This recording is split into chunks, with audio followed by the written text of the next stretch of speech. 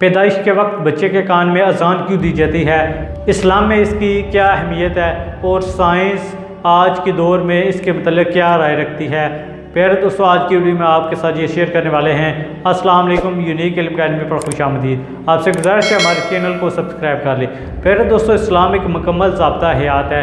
एक बच्चे की पैदाइश से लेकर एक इंसान के फौत होने तक इस्लाम हमें मुकम्मल हदायत फराहम करता है, जिसकी रोशनी में हमें ज़िंदगी गुजारना होती है। इस्लाम ही आखिरी दीन है, इस्लाम सलामती वाला दीन है और इस्लाम पर चल कर ही हम कामयाब हो सकते हैं। प्यारे दोस्तों, जब बच्चा पैदा होता है तो इस्लाम कहता है कि उसके कान में अजान दो।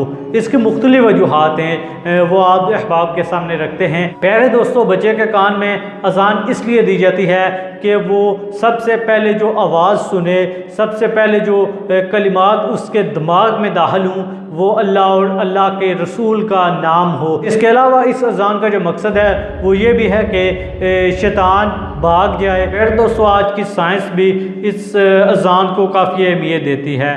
आज के साइंटिस्ट इस पर रिसर्च करके ये साबित कर चुके हैं कि कैसे ये अजान आगे चलकर एक बच्चे के लिए अच्छी और मौसर साबित होती है।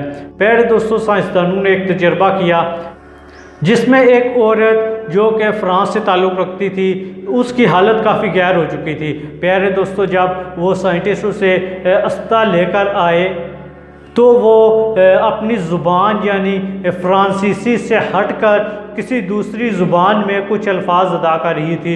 वो दूसरी ज़ुबान जर्मन थी।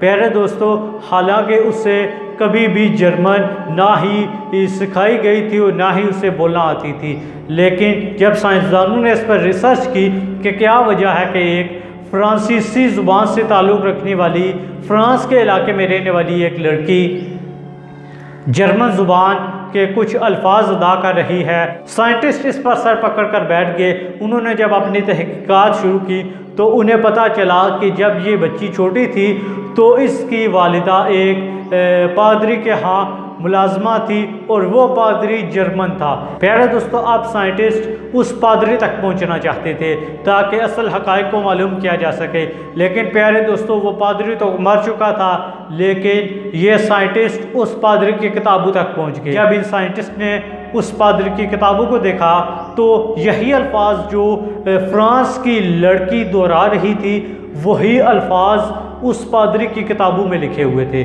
प्यारे दोस्तों, इस पर उस लड़की की वालिदा ने बताया कि जब ये लड़की छोटी थी तो उस वक्त मैं इसको लेकर उस पादरी के घर जाती थी। जब वो पादरी अपने उन अल्फाज को दोहराया करता तो ये लड़की भी वही होती थी। इस पर साइंटिस्ट ने ये नतीजा निकाला कि यही वजह है, जब वो पादरी वो अल्फाज अदा किया करता था तो अगरचे ये बच्ची छोटी थी, लेकिन इसके दिमाग में वो अल्फाज सही तरह से कैप्चर हो रहे थे। यानी कि अब साइंस ये कहती है कि जब बच्चा छोटा होता है तो उसके दिमाग की जो ताकत होती है वो ज़्यादा होती है और उसका हाफजा बहुत स्ट्रांग होता है, जिसकी वजह से एक फ्रांसीसी बच्ची उस जर्मन पादरी के जो अल्फाज थे उसको भी अपने दिमाग में कैप्चर कर लेती है और आगे चलकर वो अल्फाज उसके दिमाग में बैठ जाते हैं और घर कर लेते हैं।